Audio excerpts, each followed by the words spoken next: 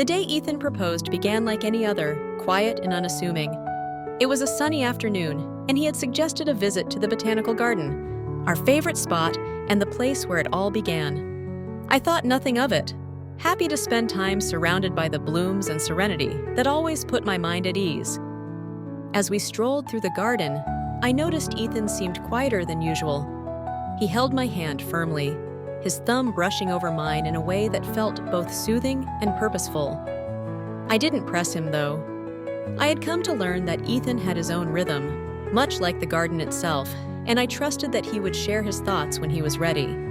We reached the peony patch, the same spot where we'd first met. The flowers were in full bloom, their vibrant pinks and whites glowing under the golden sunlight. Ethan paused, looking at me with an intensity that made my heart skip a beat. This place He began, his voice steady but filled with emotion. holds so many memories for us. It's where I first saw you, where I realized how much I wanted you in my life. And now, it's where I want to ask you something that's been on my heart for a long time. Before I could fully process his words, he dropped to one knee, a small velvet box in his hand. My breath caught as he opened it to reveal a beautiful ring, its simple elegance mirroring everything I loved about our relationship. Samantha, He said, his eyes never leaving mine. will you marry me?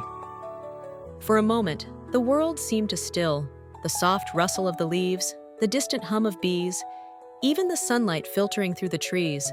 Everything faded as I focused on the man in front of me.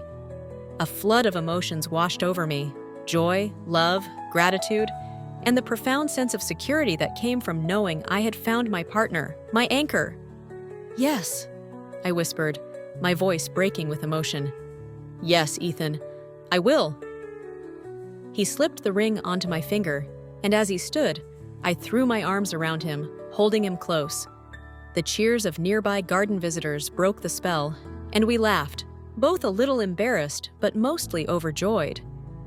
The garden seemed to come alive around us, the blooms more vibrant, the air more fragrant, as if nature itself was celebrating with us.